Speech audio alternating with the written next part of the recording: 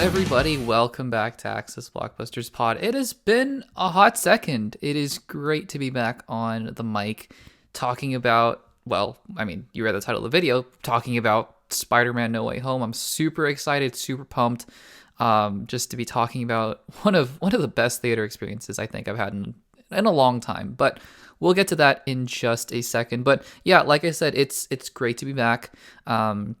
For those of you who have been following the channel, for those of you who have watched the video about just me giving some updates on the channel, you'll know why, what the plan has been for the past few months. You know, we've done the season of Spider-Man. Thank you guys again for the support on those videos. Super fun to make, super fun to see people's responses to all of the old Spider-Man films, and just what I thought about them. And yeah, just to kind of get ahead, get ahead of myself a little bit, we will be talking at the end of this podcast episode about 2022, what's in store for the channel, what my plans are, what my thoughts are about the ACCESS Blockbusters YouTube channel. So if you're interested at all in what this channel has in store for the next year, just stick around towards the end. I know everybody wants to hear about Spider-Man and wants to hear their questions answered about Spider-Man No Way Home, and we will absolutely be doing that for the first majority of the episode. But I just wanted to flag that and say that we will be talking about the future of the ACCESS Blockbuster channel at the end of today's podcast episode. As always, you can always find the ACCESS Blockbusters pod on Spotify, Anchor. The YouTube video will be posted as well on the ACCESS Blockbusters YouTube channel, so you can go like the video, comment down below with your thoughts, all of that good stuff. And yeah, I don't see any reason to delay any further. We're here to really talk about one thing and one thing only: Spider-Man No Way Home. I thought about, maybe adding in a little bit of Hawkeye, but I think I'm going to reserve judgment on that after the final episode is aired, and we'll talk about, whether or not I'll do a video about Hawkeye at the end of the episode, today's episode. I'm talking about the future of the channel, but today I just wanted to dedicate it all to Spider-Man No Way Home. So again, this episode is fully a spoiler discussion. There will be everything under the sun that was in this movie will be spoiled. So please, if you haven't seen Spider-Man No Way Home, and spoiler alert, on my opinion, I love the movie, so I think almost everyone will love the movie, honestly. Unlike Eternals, for example, which I loved, but, I understand if a lot of people didn't. But this movie, I'm willing to say that, a vast majority of people are going to love it. So if you haven't seen the movie, that's fine. Go see it or don't if you don't want to. But this episode of the ACCESS Blockbusters pod will contain all the spoilers. Basically every single spoiler for the film Spider-Man No Way Home. So that is your final warning. And let's talk about this movie. So I posted a YouTube video a couple days ago asking you guys for questions. And I think all the questions really cover about 95% of really what I want to talk about anyways, which is why I wanted to ask you guys for questions, because it's boring if I just talk about what I thought about the film by myself for 30 minutes. And so I wanted to shape the conversation by answering what you guys wanted to hear. But, all that aside, I do want to talk about what I thought about the film for a little bit, just a little bit. So please humor me for a second, guys. Let me just give my quick thoughts on Spider-Man No Way Home, and then we'll jump into your guys' questions. So, let's be honest, right?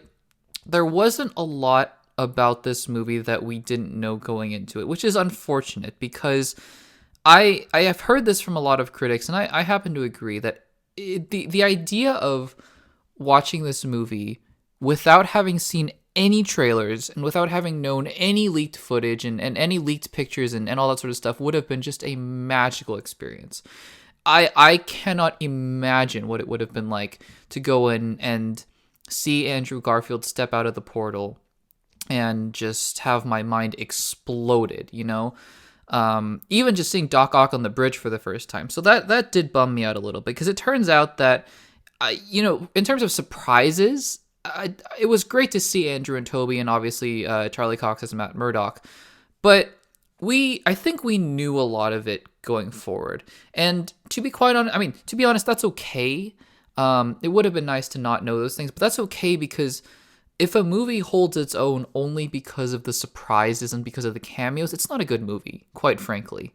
If you're only going into a movie just to see, fan service and nostalgia, it just probably isn't a good movie. So what I really didn't know anything about, other than the general premise from the trailers of the spell going wrong and the multiverse opening up, was the story.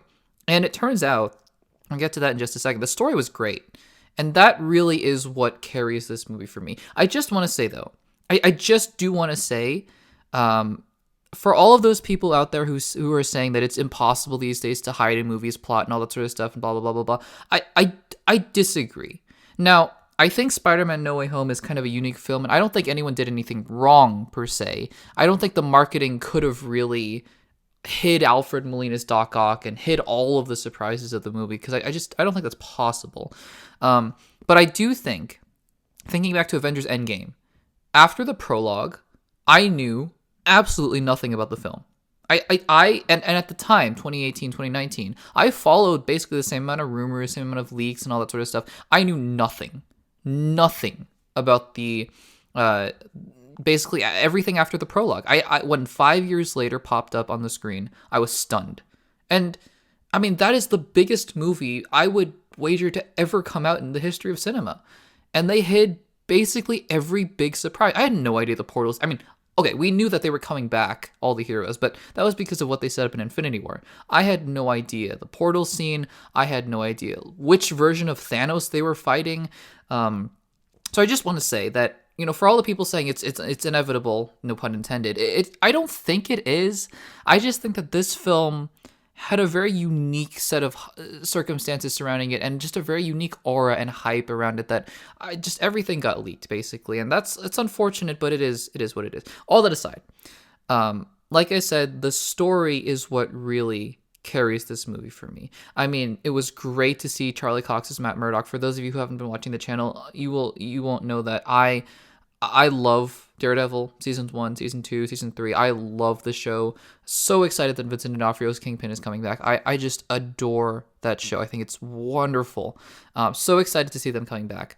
But beyond that, I mean, if you've seen my ranking video of the Infinity Saga, you'll know that Spider-Man Homecoming and Spider-Man Far From Home are both in my top 5 MCU. And that is no small feat. Spoiler alert, I think Spider-Man No Way Home is also in the top 5. I just cannot say enough good things about the John Watts trilogy of Spider-Man films. I think they are just unbelievable. And the reason that I think they are is because they stay focused and true to Peter Parker. And we'll talk about that more as we get into the questions. But what I really loved about this movie is the whole college acceptance storyline that carries through to the end. Because without that, there is no humanity, I think, to Peter Parker. There is no relatability to Peter Parker. I think in Homecoming, something as simple as asking a girl out to the homecoming dance being the central sort of emotional crux of the film. I think in Far From Home, having a high school crush being the central crux of the film. And in this film, getting accepted into college with your best friends together. It just shows that these writers and director John Watts understand that Peter Parker needs to be grounded in something, more relatable. And I think that is really something so commendable, and I applaud them for doing that. I think that really helps to ground all of this multiverse villain stuff that's going on. I also think Doctor Strange was used a very good amount in the film. I mean, it's kind of odd that, in terms of just raw story and canonicity and all that sort of stuff, it's kind of weird that he's out for, 12 hours over the Grand Canyon. Whatever. But in terms of the actual story and the narrative, I really think that you didn't need Doctor Strange to be in the movie for basically everything after he sends Peter on the mission to go capture the villains. I don't think that was necessary, and I'm glad. I'm glad that it remained a Spider-Man film to that end. We'll talk about a lot of other things as the questions come up, but I just, my general thoughts on the film is that the emotional weight that it carried after Aunt May's death, which was beautiful, by the way. It was, I think, one of the most heartfelt emotional scenes I've ever seen in an MCU movie. And that weight that it carried with Peter after it happened, I think that it shows John Watts knows what he's doing with this version of Spider-Man. And we'll talk about why I think a lot of people are sort of mistaken or at least misguided in their initial judgments of Tom Holland's Peter Parker. Again, it's all subjective. It's your opinion if you don't like Tom Holland's Peter Parker because of X, Y, and Z. I just happen to think that this film reframes a lot of that as we move forward. But again, I love the movie. I think it was great. His relationship with Zendaya, with Jacob Batalon's Ned, with the other two Peter Parkers. Again, we'll talk about that a lot more in just a second. But I just think it was fantastic. And honestly, I find it very hard to poke any holes in this film. I have a couple.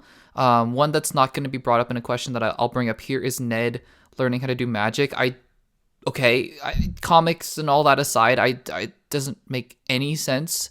Especially when that started happening, I thought immediately to that scene in Doctor Strange where his hands are shaking, he's at Camartage, and he's struggling so hard to make that portal. I get it if Ned has some inherent magic ability in him, but you've set up in this universe that even he's not the Sorcerer Supreme, I guess, technically, but let's call him the Sorcerer Supreme, because that's what he is, come on. Doctor Strange himself can't do that without months of training. And even the Ancient One acknowledges, like, he's far accelerated, past any expectations that they had. It's telling, I think. It just kind of shows that they had to shove this in there for some, moments like when Andrew Garfield shows up and all that sort of stuff. So I don't blame the writers for this gimmick. I think that it's very clearly a plot device. Even my favorite MCU films like Infinity War, how does Thor know to go to Wakanda? I don't know. Don't ask me, because I don't know. But he ends up there, and we all love him for it. How does Ned know how to make a portal? I don't know. But Andrew Garfield steps out, and we all just say, yeah, okay, whatever, sure. That's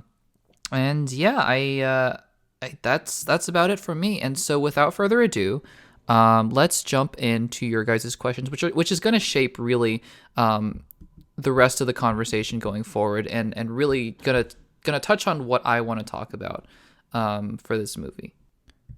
So without further ado, let's get into your guys' questions. And I've sort of broken it up into a few different categories here and there. If you hear some clicking, I'm just, going back and forth between my different windows here so I can read your guys' questions. But let's talk about what you guys want me to discuss. So first topic of discussion, I should say, are the villains. They're a big part of the movie, obviously, and you guys had some questions, so let's talk about it. First one, and I think just to be clear, a few of you guys submitted a lot of different questions, and so I sort of split them up and broke them into different categories. So, and I'm gonna sort of read a few of them together because I think that a lot of them are pretty similar in what you guys are trying to ask. So I'll sort of bundle them all together and answer them in one go. So the first sort of batch of questions that I think are pretty sort of touching upon the same thing. First one is from Yo Mofo Show, which says, I guess rank all the characters in the movie. Who got utilized well and who is underutilized or just the right amount. Chill Dude 123 says, do you think all the villains were handled well? Except for maybe Lizard, I think all of them, even Sandman, got the stamp of approval. And Star Wars Galactic says, who were your favorite villains?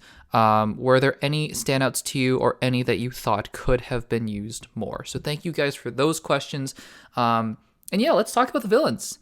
Sort of just touching upon the major points of each question of who got utilized well, who didn't, sort of ranking the best ones that I thought. And yeah, so let me be clear. First of all, because like I said, one of the biggest sort of problems I had with the film, quote unquote problems, is the Ned magic thing. The other big problem that I had with the movie is that one of these characters I think was entirely extraneous, and that was the Lizard. Like Chill Dude 123 said, I think the Lizard is the one character in this movie that I think could have been completely written out. And I have a couple theories as to why they included him. One simple one just being we wanted a guy that just could be punched around and, make dinosaur jokes about him, which were pretty funny, by the way.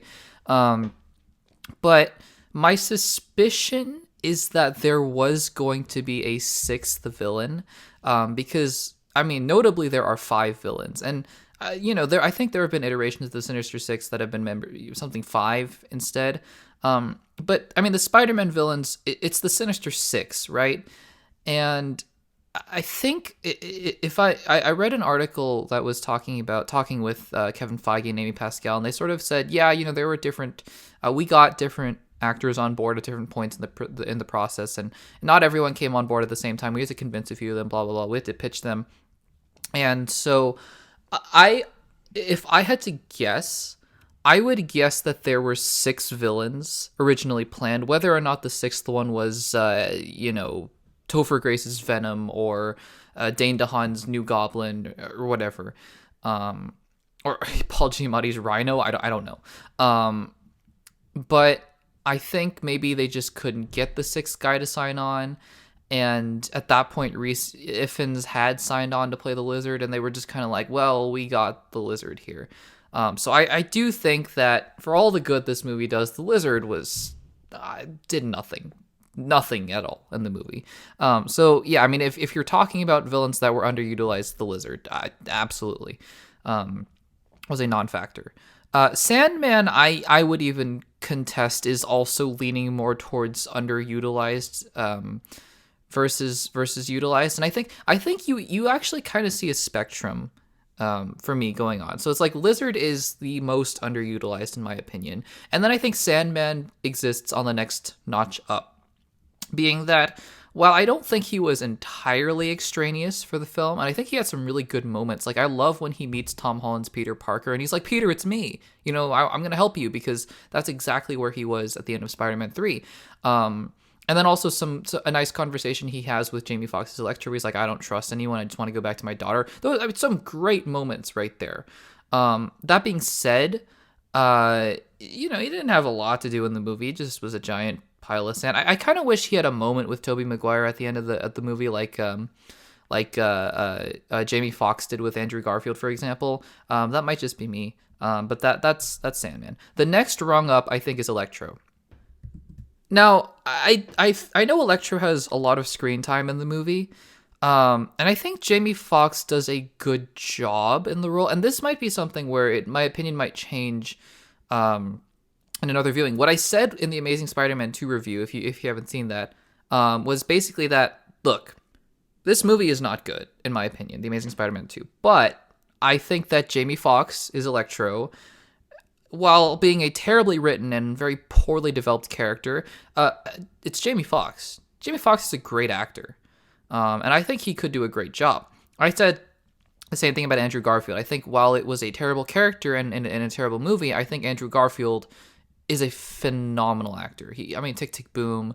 I believe it's Tammy Faye. Is that what the movie's called?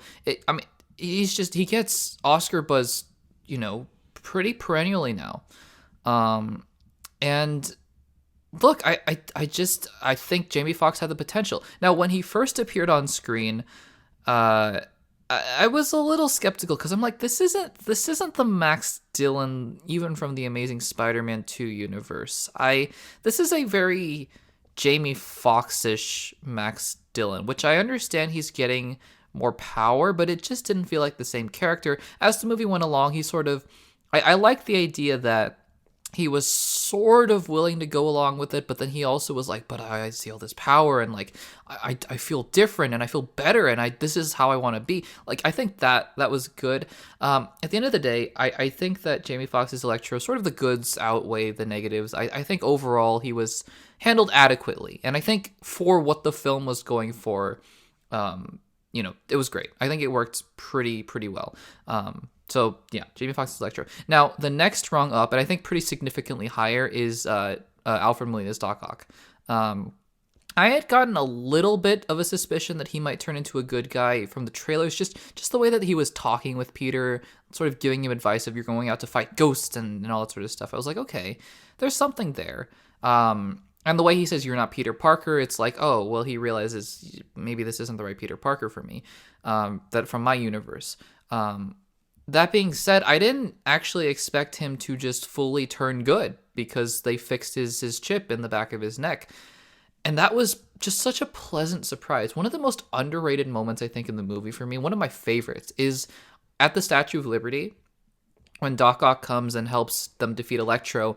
And he has this moment with Tobey Maguire where he says, Peter, my boy, how are you? And I I just thought it was such a tender, sweet moment. It shows the progression of the character, of who he was pre-accident, pre-tentacle accident, and I thought it was great. I really think that his acting, Alfred Molina, he hasn't missed a beat. The scene on the bridge was fantastic. When he gets cured, the way that he looks and says, I can't hear the voices in my head anymore. It's beautiful. Alfred Molina did a great job. But by far and away, I think the best performance in the entire movie, maybe aside from Tom Holland, Willem Dafoe, Green Goblin. Round of applause, Willem Dafoe. Incredible. It somehow took what I thought was a pretty cheesy, over the top, but still somewhat menacing performance in Spider-Man 1 and basically transplanted that over and made it work. He was menacing. He was terrifying. He gave off some serious Joker vibes in this movie, and for all the right reasons. And I think that I can't say enough good things about Willem Dafoe in this movie. I think that this idea of him going back and forth between personalities of Norman, when he's introduced in the feast shelter, and May is talking to him, to where he finally sort of reveals himself, and Peter's spider sense goes off, and he realizes that Norman has really changed sides and gone back to the Green Goblin persona. Just awesome. I mean, just so well done to be able to see these characters come back and inhabit these roles again in the way that is so authentic and yet so fitting for this story.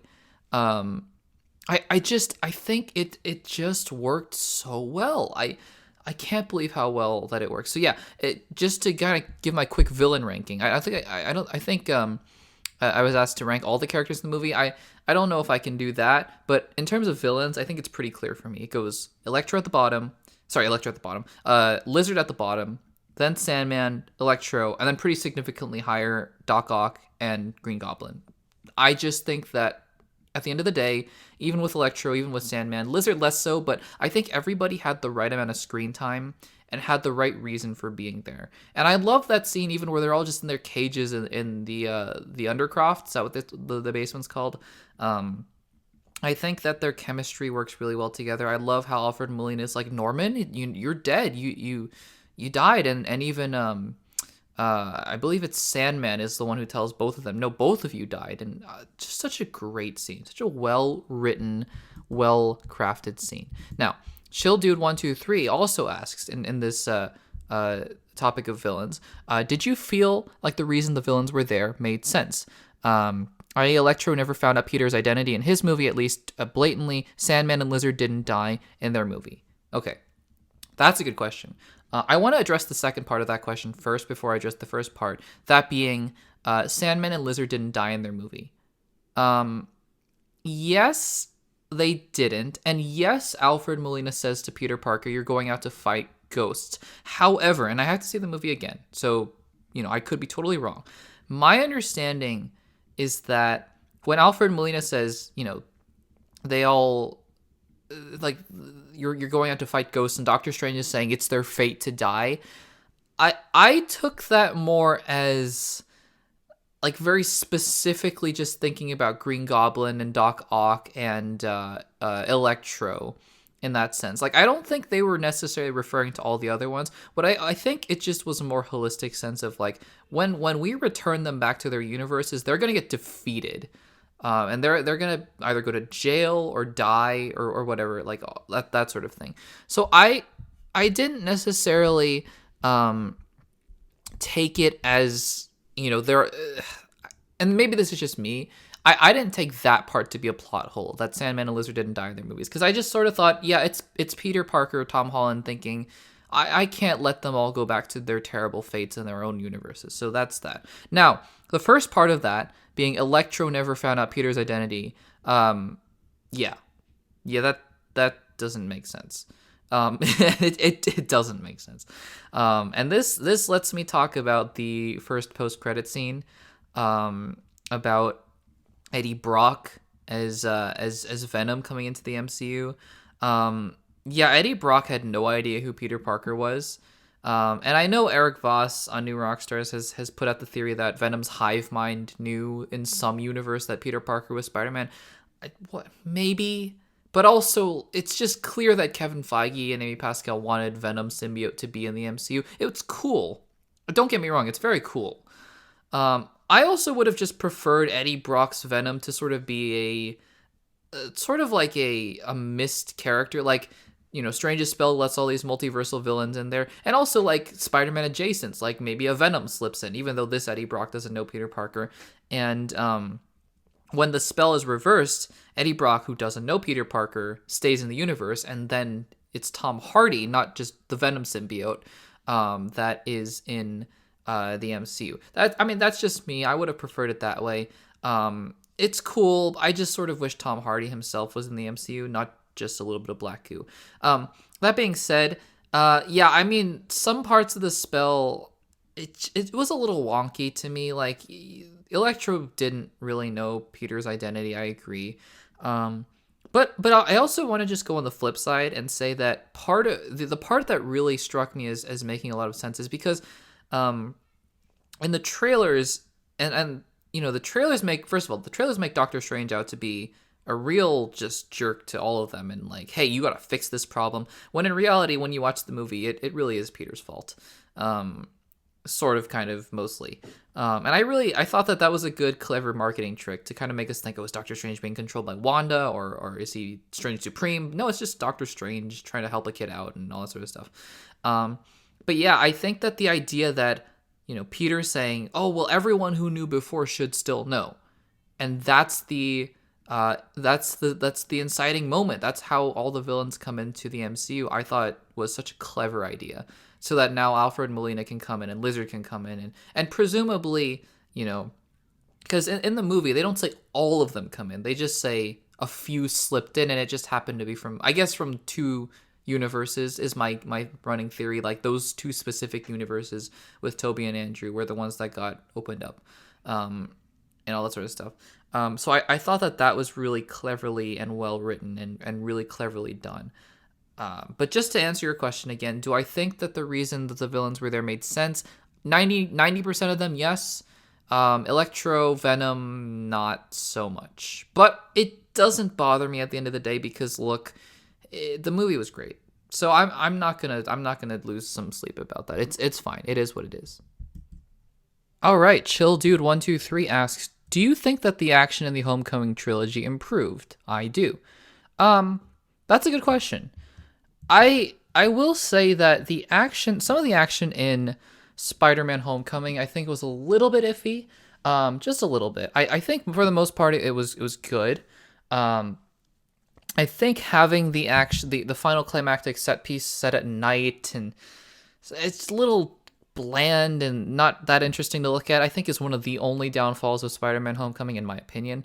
And I do think that the action in Spider-Man Far From Home was excellent. I think fighting these giant fire monsters and having these drones and huge elemental things, and it was just so cool to look at, honestly.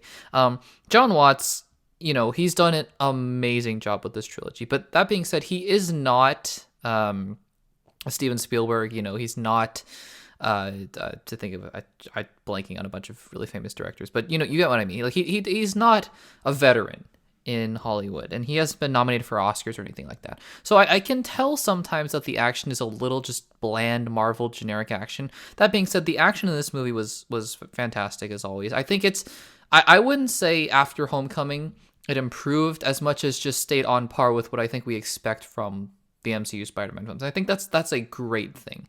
I will say at the end, with the three Spider-Men swinging around, it was a little hard to tell sometimes who was who. That might just be me. Who knows? You'll have to let me know in the comments if you guys thought the same. Yeah, no, I think that the action in this film was great, and I think overall did it improve? Maybe a little bit, but I think at the end of the day, it was great overall.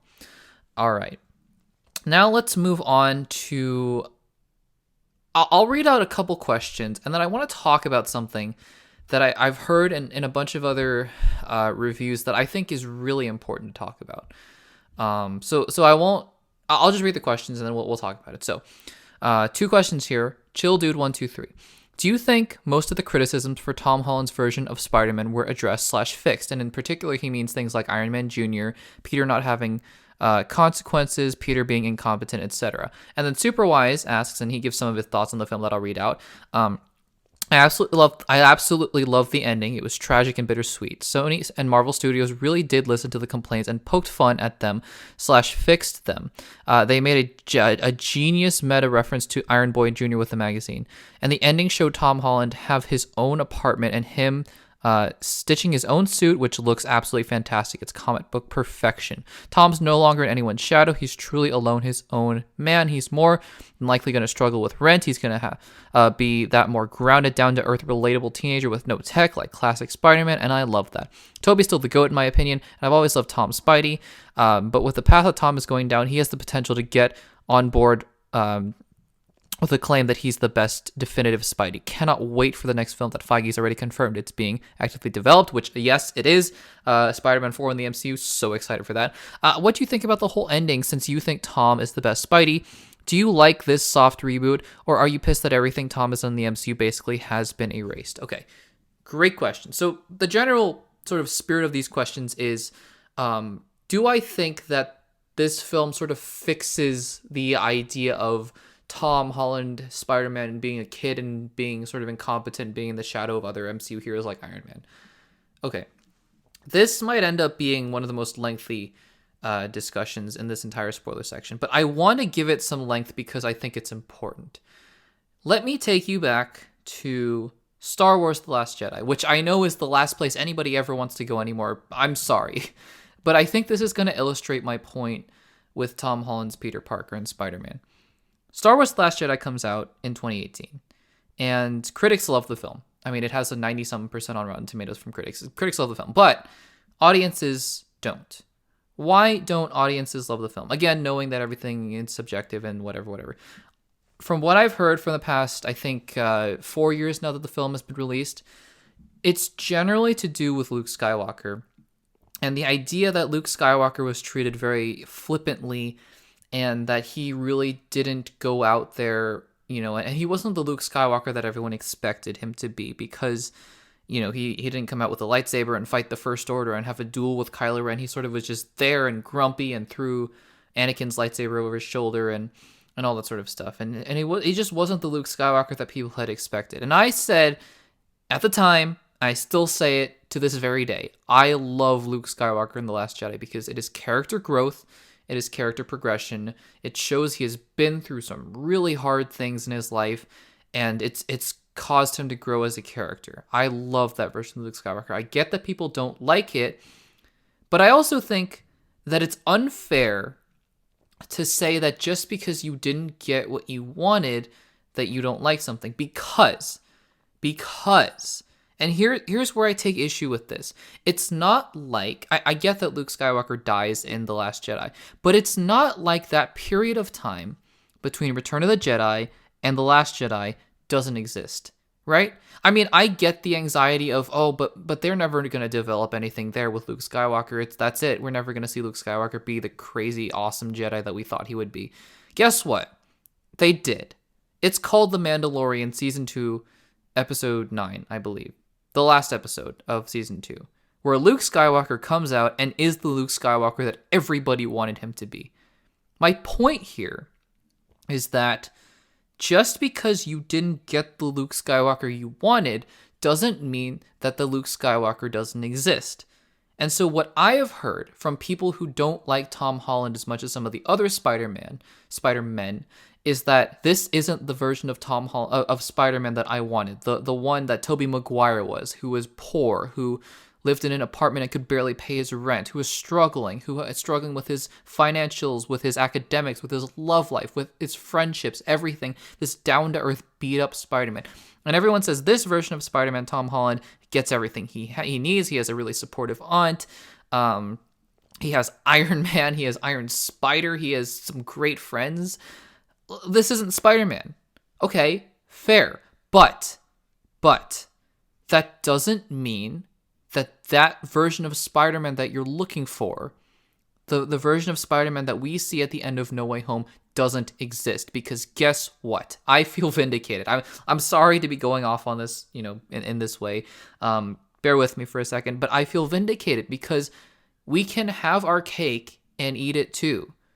We can have this version of Tom Holland's Spider-Man pre Aunt May / Uncle Ben death, in this case it's Aunt May's death, and then get the version of Spider-Man that you want. It's called character progression. I'm a little not upset with people, not you, Chill Dude 123, and not Superwise. I'm talking about other people who say, oh, this Spider-Man has no character progression because he makes dumb decisions. Well, of course he makes dumb decisions.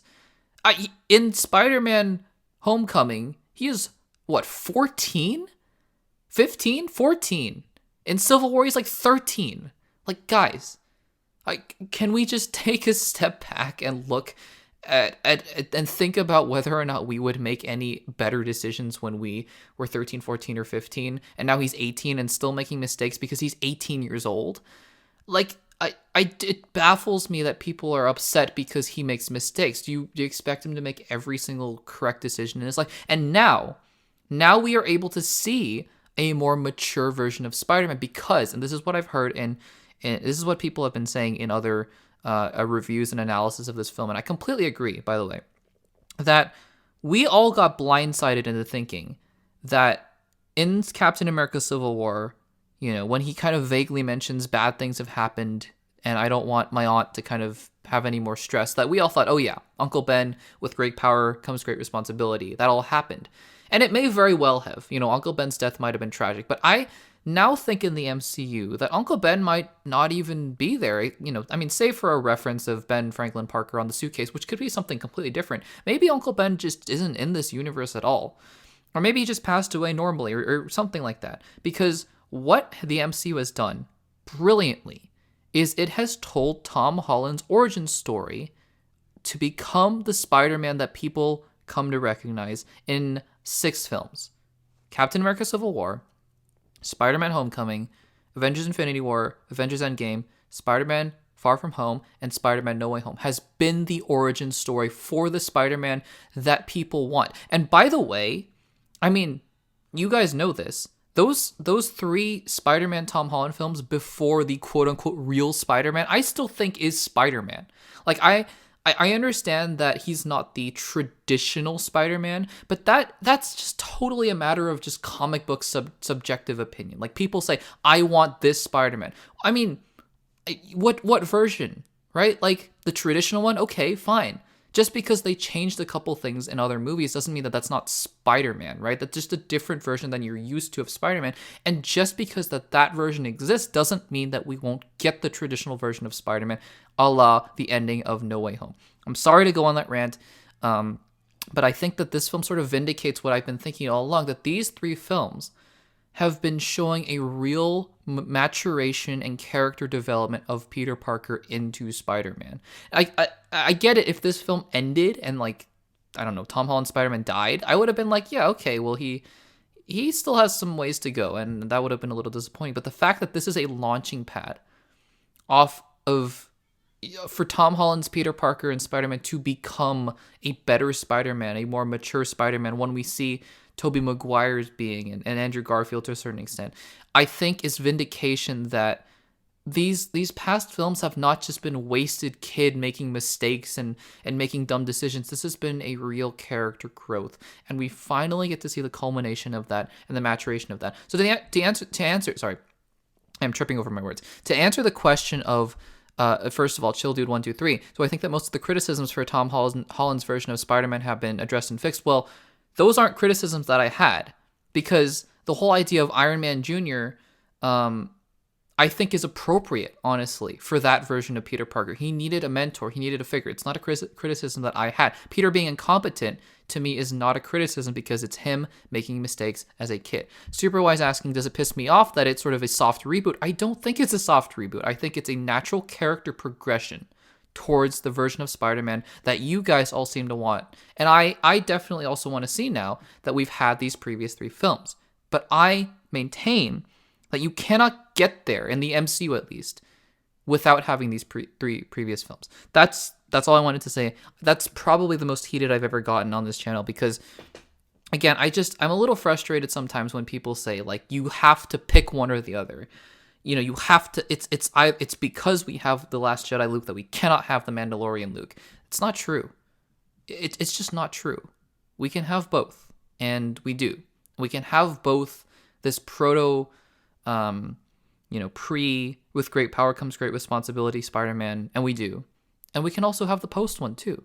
And I think that's great. So again, like if you genuinely, legitimately don't like Tom Holland's previous iterations of Spider-Man and Far From Home and Homecoming and Civil War and all that stuff, that's fine. That's not what I'm saying. What I'm saying is, at least it shouldn't come from a place of saying this isn't the Spider-Man that I want. Because I've made videos about this that's just sort of robbing you of, potentially just enjoying what could be some great films, even if it's not the Spider-Man that you want. And now you get the Spider-Man that you want. So that's all I'm going to say about that. Long rant over. All right. Let's move on to the next topic. And this is probably the big one. This is Tobey and Andrew. So got 3 questions here about that. Let's read them all out and sort of go through them and answer them.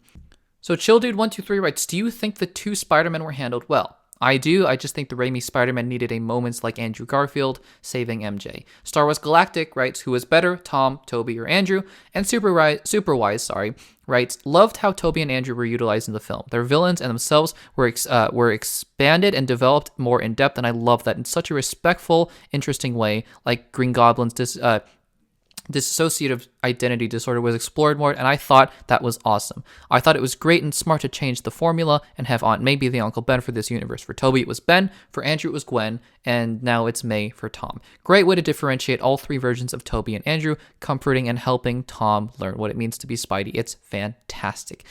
Them teaming up and swinging together was epic. Loved their chemistry and hug at the end. This movie was just fantastic. Fan service in the best way possible. It's my second favorite Spider-Man film of all time, first being Spider-Man 2, and this is easily in my top 10, maybe even top 5 MCU movies ever. Did you like how Tobey and Andrew were utilized in furthering Tom's journey? Thank you guys all for the questions. Yeah. Yep. Yeah. Next topic. No, I'm just kidding. So when like I mentioned at the beginning of this episode, everybody knew that this was happening. I think most everybody had the expectation. Even I would wager that even people who somehow didn't realize that Tobey and Andrew were going to show up in the film sort of saw Doc Ock appear. If I were that person, I would have been like, oh, does that mean that Tobey's here too? Because that's my natural next assumption, right? So, the fact that they were in the movie is not a big deal. What surprised me was how much screen time they had. They were in the movie for a third of the film, like 30 minutes at least. Not a third, maybe like at least a fifth or a fourth of the film. That's awesome. I loved how these were damaged and yet bettered and furthered versions of the characters that we saw in Spider-Man 3 and The Amazing Spider-Man 2. I love that Andrew Garfield says, I am rageful. I don't pull my punches because after Gwen, I just can't. And like ChillDude123 says, I think that moment of closure of Andrew saving MJ is just beautiful. And I think what this does is it allows us to see Spider-Man 1, 2, and 3, then watch The Amazing Spider-Man, The Amazing Spider-Man 1 and 2, then watch Homecoming, Far From Home, and then culminate all of that together by watching No Way Home. It's beautiful because that is where the next step for all of these characters are. I love that Tobey Maguire is an aged version of himself from Spider-Man 3. I think it just works beautifully. And I think that the way that they were able to handle that is respectful and reverent and yet just joyous. And that's I loved seeing that when they all swung off the building together and the Homecoming theme was blaring. I just had the biggest, dumbest grin on my face, It's just beautiful to watch. Star Wars Galactic asks who was better, Tom, Tobey, or Andrew. I think a lot of context might be necessary here. Like, do you mean after seeing No Way Home in general? I still think Tom Holland. Do you think in this movie? I still think Tom Holland. Although I will give a huge shout out to Andrew Garfield, who, like I said, I think was directed very, very poorly in his own Spider-Man films. I think his performance there, I think his direction there was awful, but in this movie, he was given a good direction. He was given awesome lines, and he killed it. I've been saying that, guys. Like, for those of you who watch my Amazing Spider-Man reviews, you'll know I don't hate Andrew Garfield. I hate those films. But I always said that Andrew Garfield would have been a great Spider-Man with better direction, and sure enough, he was. So huge shout out to that. Tobey Maguire, I love that he steps out of the portal with that same just natural goofy grin that he has through most of the original. I just loved it. I loved it. And yeah, I think that, I'll talk about this more in just a second, but that scene in the rooftop where they're just giving advice to him and they're saying, we get you. We're the only two people in this universe right now who get you. It's just beautiful. Beautifully. Everything about Toby and Andrew in this movie. I agree that with Chill Dude that maybe Toby could have gotten a moment. Like, I think the moment with Doc Ock was beautiful, though. Like, to be fair, I think that moment where he says, my boy, it's good to see you. That was great. But yeah, maybe a moment with Sandman might have been nice, but again, just such a beautiful homage and a continuation of their stories. I completely agree. And like Superwise was saying, all in service really of Tom Holland's character, because it is his movie and we should never lose sight of that, All right. Next question up from Star Wars Galactic, talking about the second post-credit scene. What did you think about Doctor Strange 2? Not only the post-credit scene, but also how the multiverse will go into madness. All right, great question. I'm going to save the multiverse part for the next question, actually, because I think it's more relevant there. But yeah, let's talk about the Doctor Strange 2 trailer for a second. I had I had pretty much guessed the two credit scenes. I think it just makes sense, right? You can Kevin Feige is not one to just pull really random surprises at you. When you're going into Spider-Man No Way Home, I think it's only natural after having seen Venom Let There Be Carnage to think, okay, one of the credit scene, once I saw that Venom wasn't in the actual movie, is going to be Venom, and one of them is going to be Doctor Strange 2. Next movie up, Doctor Strange is in this movie, makes total sense. And sure enough, that's exactly what happened. And we got a little trailer for Doctor Strange 2. I think it looks great. I think that I would have even wanted it to be a little weirder, because it's still sort of, I hate to say grounded, because that's not the right word. It's still very zany and weird. Like that weird shot where he opens a door from a building, like that Monsters Inc. style, opening a door and everything's floating around and like it's in a different plane entirely. I love that shot, and I would have liked to seen more of that. I think it's really interesting that Wanda, he knows about Westview and acknowledges it, but just says, no, we need your help. By the way, Scarlet Witch just looks awesome in her costume. I think updated a little bit from WandaVision, looks awesome. Get a couple glimpses of America Chavez. Mordo is back. Mordo looks great. Christine Palmer is getting married. Poor Stephen. Finally, we also get this huge alien monster, which is either Shumagorath or is Gargantos, I believe. Just some big monster. I really hope that that's not the main villain of the movie, because that's disappointing, I think. I think that having a big, giant thing, alien, be the villain of a movie, it rarely works. Other than, say, in terms of like the Suicide Squad, where it's just such a bonkers and random movie in the best way possible. I prefer antagonists to be more humanoid and to have personalities and have motivations and things like that, other than just being aliens that want to devour the entire universe. It just depends on execution. But anyways, and then we get to see an evil version of Doctor Strange, which I think all of us sort of assumed was going to be in there at some point. I don't think this is the what if version. After thinking about it for a little bit longer, just looks a little different, looks a little bit more evil. The what if Doctor Strange was locked in that little prison thing by the Watcher. I think this might just be another variant of Doctor Strange, another evil one, but who knows? I don't know. Yeah, but I thought it looked great. I'm looking forward to this movie after Spider-Man No Way Home. I think I just want to know as little as possible. I'll watch the trailers, obviously, and I'll probably hear some things and rumors here and there. I'm sure cameos are going to happen. X-Men, sure. I don't know. The Deadpool, sure. But yeah, I'm excited as anybody else for Doctor Strange 2, and especially after this film. Some interesting conflicts maybe between Wong and Strange. Who knows? I'm excited. All right. Second to last question here, and this one's about the MCU continuity. And this is another topic that might get me a little bit riled up, but we'll see. So, Chill Dude 123 writes, "Did you think the ending makes sense? Branch timelines or new present endgame logic still weird? When it comes to Peter's plan to save them from dying, TVA, where you at?" All right. Yeah. So this is a problem with the MCU.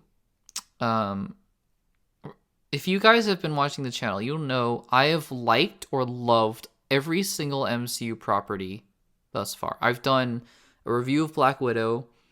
I have done episode by episode recaps and reviews of WandaVision. I've done same thing with Falcon and Winter Soldier, same thing with Loki. I did a podcast episode about Shang-Chi. I should say What If. I didn't like What If, but that aside.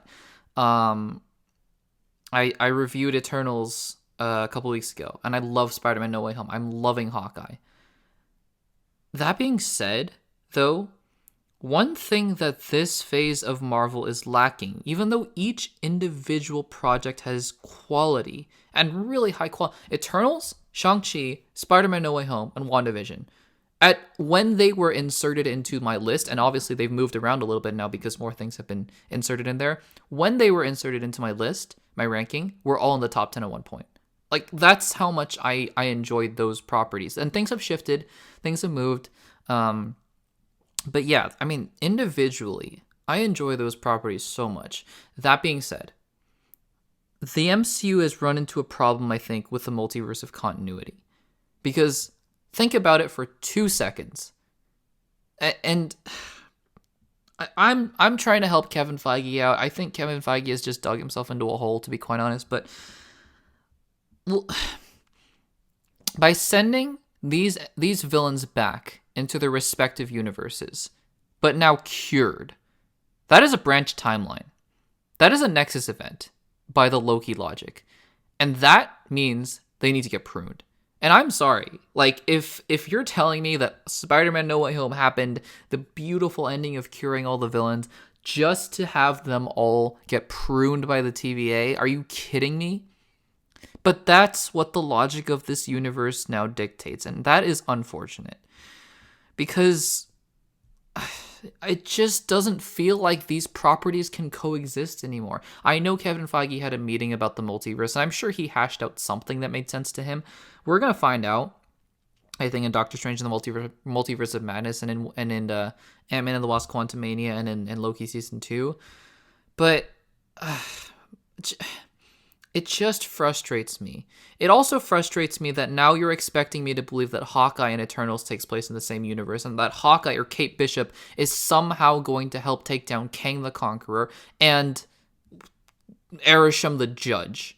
Arishem the Judge. I appreciate that the MCU is taking swings and trying to be different, and I think it's worked to great benefit for those individual projects.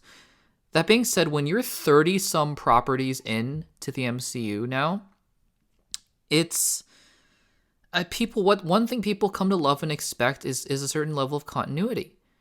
And what people loved about Endgame was that it made sense that Iron Man and Rocket Raccoon and Nebula and Hawkeye and Captain America and Thor and Spider-Man, Doctor Strange, Mantis, Drax, Black Panther can all exist in the same battlefield and all come out of portals and fight one guy, Thanos.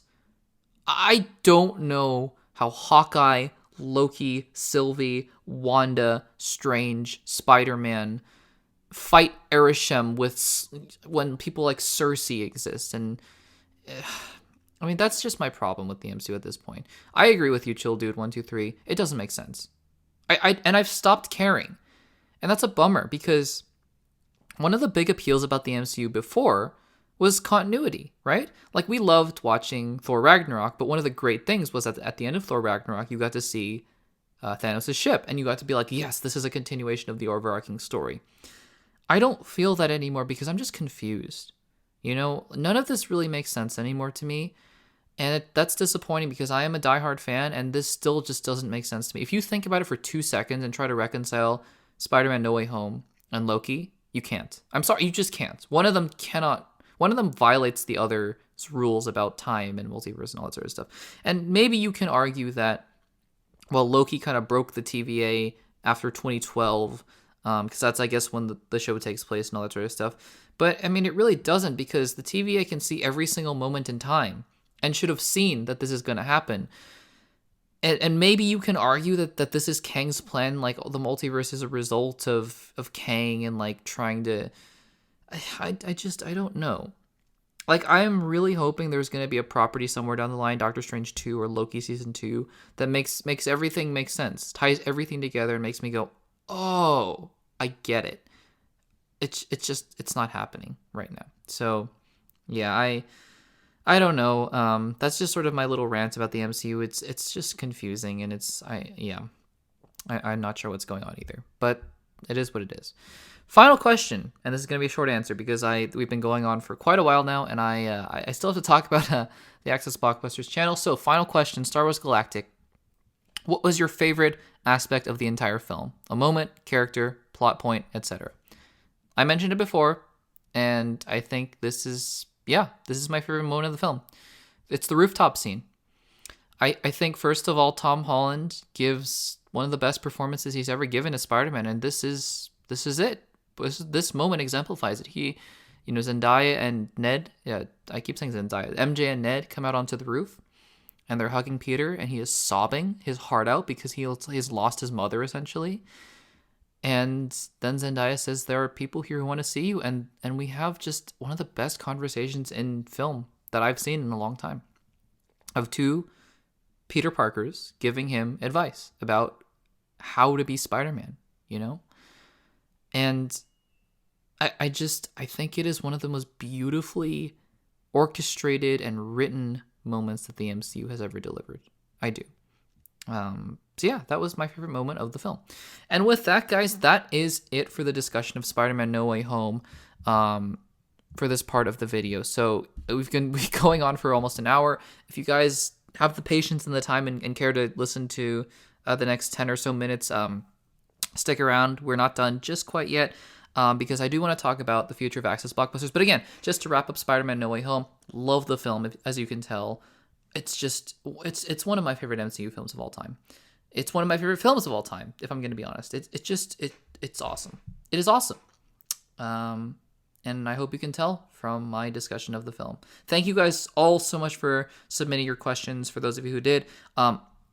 Whenever I do this, I don't have a community tab. I don't have access to that yet. But I will always post a short little video asking for questions if you guys have any for these kinds of Q&A sessions. So always just be checking on the channel, make sure to subscribe and all that sort of stuff. All that aside, let's talk about Access Blockbusters in 2022. So this channel has been active since June 2020, right at the beginning of the pandemic. And this was really an activity for me to kind of just branch out and explore, get a hobby, and just try something new, making videos, because I love talking about movies and I loved, just sharing my thoughts. And it turned out to be a really awesome experience where I found some great people online. I got to foster a community of 600 plus people who somehow tolerate me and somehow listen to me. And I'm really thankful for that experience. I'm really blessed to be in this in this position to just have a little platform, And I've made a commitment a while ago to post weekly, basically, and with a few exceptions. I think the channel is hitting about 70 weeks or 75 weeks of existence, I guess, of life, pretty soon. Or maybe it already has 75-ish weeks. I think maybe about 5 total weeks at most have not had a video uploaded. And I've otherwise posted a video, at least one video, every week. That is not sustainable for me, unfortunately. As I've mentioned before, I am a full-time student. I don't get paid to make YouTube videos. And this is just more of something that should be a hobby, should be a passion project, should be something I do for fun, and should not, honestly, at this point in time, be a job. That's not how I see YouTube. I don't care that I haven't gained subscribers for the past few months. It doesn't matter to me anymore, because I have, great people who continue to comment and support my videos, and that's all that matters to me. But yeah, I mean, just being fully transparent because I can. I'm not being paid by anyone to say anything. This just cannot be my highest priority. But this will always be a platform where I can share my thoughts. And if I'm really excited about a movie like I am with Spider-Man No Way Home, I can hop on and when I have time, record an hour episode of a podcast or edit a short video together and do it like that. And so I do have another video that I'm going to be making, I hope pretty soon, ranking and reviewing quickly all of the MCU properties from 2021. I think that'll be a fun video that'll come out hopefully at the beginning of the new year. Once Hawkeye is over, I'll start making that video. And that'll hopefully be coming up pretty soon. After that, I can honestly tell you, who knows? As somebody who likes to plan and somebody who likes to plan very far in advance, I have about still 15 to 20 videos backlogged and ready to go. And I've just sort of kept them there because just in case I don't have a video to post that week. And that's really what they've been there for, for a rainy day. And I was sort of planning on releasing them all across this past, fall. But then I thought of the season of Spider-Man. I managed to record all those videos and edit those videos before summer was over. And that was a huge success for me because I just really enjoyed making those videos. And yeah, so, I mean, look, I'm just going to be completely honest with you guys. Probably after the MCU ranking video comes out, there won't be a lot of new content on the channel for quite a bit. You will still be seeing videos for many weeks to come. I'm still thinking about, do I want to release them weekly, monthly, bi-weekly? I'm still trying to figure that out, but there will still be content on the channel. It's going to be kind of noticeable that some of the videos were recorded literally a year and a half ago and edited a year ago. Some videos were recorded as recently as last summer and stored away. So I hope that you guys don't mind. I am still very happy with the content of all of these videos, and I think that they're worth sharing. Got some really fun tier lists, rankings, quizzes, all that sort of stuff. But yeah, in terms of just when there will be new content on the channel and what the direction of the channel is, I don't know. Things have been busy, as always. Things have been stressful. And I'm glad that I can come to YouTube as an outlet. And this channel will probably never die, because even if I don't post for 6 months, if and when Spider-Man 4 comes out in 5 years, I'll probably be excited about it and post a quick video about it, and we'll talk about it. So, yeah, I mean, not to worry. I hope over the summer, every summer, I can have a big project that I work on and publish as a really long video. A couple of videos that I'm really proud are doing very well on the channel are the Beginner's Guide to the MCU Part 1, which I hope to do a Part 2 over the summer. It's just hard to pick a time because the MCU is literally pumping out content every single week. So it's kind of hard to pick a nice time to sort of just say, okay, from Far From Home until X point in time, this is what you need to know about the MCU. It might be a yearly thing. I don't know. We'll have to see about that. But I'm really happy with that video. I'm really proud of that video. It's almost hitting 1,000 views. I'm just so excited about that. And the other video is, of course, ranking literally every single MCU character. That video has almost 5,000 views. I'm so happy that people enjoy watching it because it took weeks to edit. It took days to record. But I am just so happy. And those are the kind of videos that I hope to be making still for years to come. I can't promise weekly content. I can't promise that, the channel will be consistently uploading, but I will promise that content will always be here. I will still, as long as they're reasonable and appropriate, I will still commit to answering every single comment on every single video. So just if they're ever wondering what's up or what I think about anything, just leave a comment. I will respond. More than likely. I won't just disappear ever. And I'll try to keep you guys updated as we go. So that's sort of Access Blockbusters in 2022. It's a lot of unknowns. But I'm still hopeful that I can release some good quality content in 2022 and have some videos for you guys. We still have a lot of Marvel. The Batman is coming out. Secrets of Dumbledore. A lot of Stranger Things 4. I'm so excited, by the way, Stranger Things 4. I think there's a lot of good stuff to be talking about in 2022. So I'm excited. Until then, guys, if I don't see you, if I don't post the ranking video until the new year, be safe, especially now. I won't go into it too far, but with everything that's going on in the world, please stay safe. Do what's sensible, and protect everybody that you care about and love, including yourself. Have a great Christmas, Happy New Year, and hopefully we'll see you in 2022. Thank you guys so much for listening. As always, you can always subscribe to the Access Blockbusters YouTube channel, listen on Spotify, Anchor, and we will see you next time.